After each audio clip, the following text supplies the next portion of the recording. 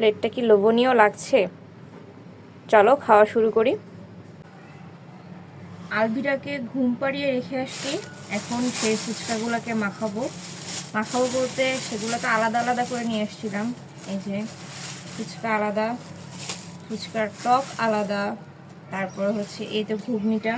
তো এগুলো সব আমি মিক্সড করে একসাথে মাখায় তারপর আবার ভিডিওটা অন করব, তোমাদেরকে দেখাবো। ফুচকাটা অনেক লোভনীয়, ছোট ফুচকা তো এমনিতেই অনেক মজা হয়। দেখতে থাকো। ফুচকাগুলো বানাচ্ছি, বানানো অলরেডি শেষ।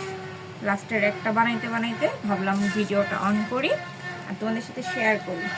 দেখো কেমন হয়েছে প্লেটটা। আমি একটু পিছনের ক্যামেরাতে দেখাই। প্লেটটা কি লোভনীয় লাগছে? চলো খাওয়া শুরু করি। এখন খাওয়ার পালা। এই যে একটা ফুচকা নিব, এই টক পানির ভিতরে দিব, দিয়ে দেন খাবো।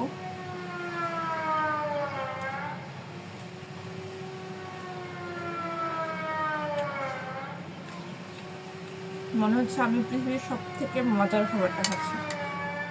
আমার ফুচকা ভীষণ ভালো লাগে। ফুচকা অনেকেই মিষ্টি টক দিয়ে খায়, বাট আমি একটু ঝাল টক দিয়েই খেতে পছন্দ করি। আর এগুলো হচ্ছে ওই যে রাস্তার ধারের ফুচকা, ছোট ফুচকা, এগুলো খাইতে আমি বেশি পছন্দ করি।